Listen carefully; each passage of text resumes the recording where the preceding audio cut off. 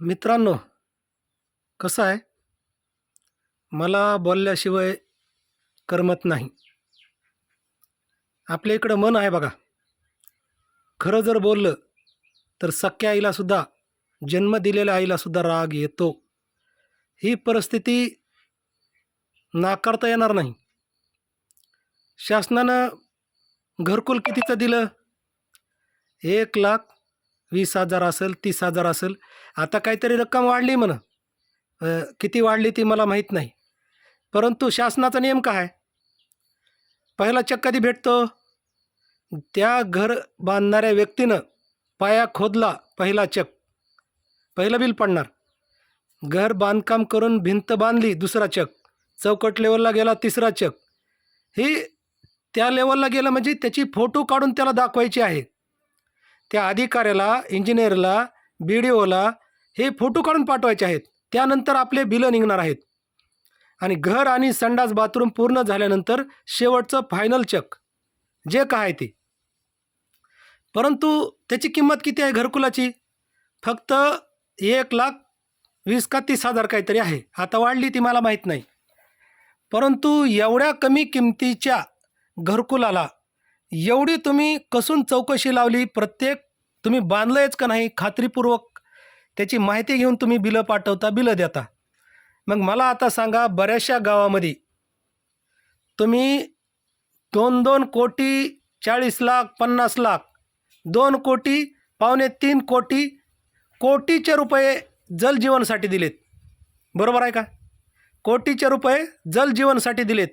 तुम्ही लाखाच्या रुपयाचा जर एवढा सामान्य लोकांकडून हिशोब घेत असाल, तर एखाद्या गुत्तेदाराला जर 3 कोटी 2 कोटी रुपये देऊन जर जलजीवन करण्यासाठी त्याला गुत्तेदारी दिली असेल, तर त्या गुत्तेदाराकडून किती फोटो तुम्ही काढून घेतलेत, किती चौकशा केल्यात? आणि ज्या गावामध्ये खरंच जलजीवन आतापर्यंत पूर्ण झालं नाही, अशा गावामध्ये किती अधिकारी तुम्ही निलंबित नाही, ते अधिकारी कायमस्वरूपी तुम्ही घरी पाठवले पाहिजेत. पैसा कुणी काय कुणाच्या घरून देत नाही. सरकार म्हणजे काय कुठून बाहेर विदेशातून आले नाही, इंग्रज नाहीत. सरकार म्हणजे आम्हीच तुम्हाला निवडून दिलेलं आहे. कुणाच्या तरी हातून कारभार व्हावा म्हणून माणूस त्या खुर्चीवर बसवलेला आहे. त्या माणसाने कारभार बघायचा आहे आणि त्या माणसाने प्रत्येक या गावामध्ये, खेड्यामध्ये राहणाऱ्या लोकांपर्यंत योजना पोहोचल्यात का नाही बघायचं आहे. तुम्ही बजेट टाकलं आणि तुमचं काम संपलं असं म्हणजे जिम्मेदारी संपली असा भाग आहे का? जर त्या गावामध्ये जलजीवनचं काम पूर्ण झालं असेल, तर त्या गावामध्ये परत तुम्ही किती वर्ष पाणी देणार नाहीत? 20 वर्षे. म्हणजे त्याची किती जिम्मेदारी असेल त्या कामाची? तर ती काम त्या जिम्मेदारीनं 20 वर्ष टिकल ह्या क्वालिटीनं पूर्ण झालं का? तुम्ही आतापर्यंत बघितलं आहे का कधी? आणि ह्या प्रकरणामध्ये किती अधिकारी मॅनेज आहेत ह्याचा शोध लावला आहे का तुम्ही? आणि जे अधिकारी खरंच काम येऊन प्रामाणिकपणे बघतात आणि कामाची चौकशी करतात आणि त्या गावामध्ये काम झालं असेल. परंतु बऱ्याचशा गावामध्ये जलजीवनचं काम अद्यापही पूर्ण झालेलं नाही. फक्त काम लाव लिजाव केलेलं आहे, करायचं म्हणून काम केलेलं आहे. आणि सगळ्यात महत्त्वाचं, आमचं गाव आहे पट्टी वडगाव, तालुका अंबाजोगाई, जिल्हा बीडमध्ये. या गावामध्ये 25 वर्षे जुनी योजना, जे की तुम्हाला आम्हाला सर्वांना माहीत आहे, कोणतंही काम झालं तर 5 वर्षे टिकल असं काम कोणताच गुत्तेदार करत नाही. आणि तुम्ही 25 वर्षी जुनी योजना या गावामध्ये 9 खेडेची होती, तर त्या 9 खेडी पाणी पुरवठ्याची पाईपलाईन जुनी वापरण्यासाठी किंवा जुनी नवी योजना करण्यासाठी तुम्ही परमिशन दिलीच कशी? आत्ताच्या नव्या योजनेसाठी जर एखादा गुत्तेदार प्रामाणिकपणे काम करीत नसेल, तर 25 वर्षा जुन्या योजनेच्या पाईपलाईनीला घेऊन, पाईपलाईनीचा वापर करून तो गुत्तेदार आम्हाला 20 वर्षे पाणी पुरल अशी पाईपलाईन किंवा अशी व्यवस्था प्रॉपर अशी मजबूत करणार आहे का? ह्या योजनेची तुम्ही परवानगी दिलीच कशी? आणि ह्याची चौकशी खरोखर झाली पाहिजे.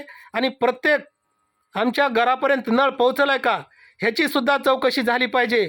आणि मित्रांनो, भावांनो, जे कोणी माझा व्हिडिओ पाहत असतील, हा व्हिडिओ तुम्हाला सांगतो, हात जोडून विनंती, जास्तीत जास्त शेअर करा आणि अजित पवार साहेबापर्यंत पोहोचला पाहिजे याची काळजी घ्या. कारण आपल्याला बोलण्यासाठी एवढंच एक माध्यम आता राहिलेलं आहे आणि हे जर माध्यम तुम्ही गमावणार असाल तर मी बरेच योजनेबद्दल किंवा बऱ्याचशा काही मला वाटतं त्या तक्रारीबद्दल बोललेलं आहे. तरी तुम्हाला सांगतो गावामध्ये लोक कुणीही बोलायला तयार नाहीत आणि जे कोणी बोलतात त्यांना येऊन पुन्हा परत लोक सांगत असतात की ही योजना अशी झाली, ती योजना तशी झाली. भावांनो, तुम्ही खरंच या धर्तीवरती जन्माला येऊन तुमचा उपयोग नाही. मी म्हणतोय ना, प्रत्येक माणूस जागरूक झाला पाहिजे, प्रत्येक माणसाने बोललं पाहिजे. अहो भावांनो, तुमच्या घरी काय कारखाने नाहीत आणि आता ग्रामपंचायत तुमचं बिल अडवल किंवा तुमचं कुठंतरी नुकसान करील किंवा तुम्हाला काहीतरी गोत्यात आणील, अशी तुम्हाला जी भीती आहे ना, आता ती भीती दूर करा. किती दिवस तुम्ही भिवून राहणार आहेत? आणि हा माझा व्हिडिओ खरंच तुम्हाला हात जोडून विनंती करतो इतका शेअर करा की अजित पवार साहेबापर्यंत पोहोचला पाहिजे आणि ह्या गोष्टीची दखल घेतली पाहिजे. हा प्रश्न माझा एकट्याचा नाही.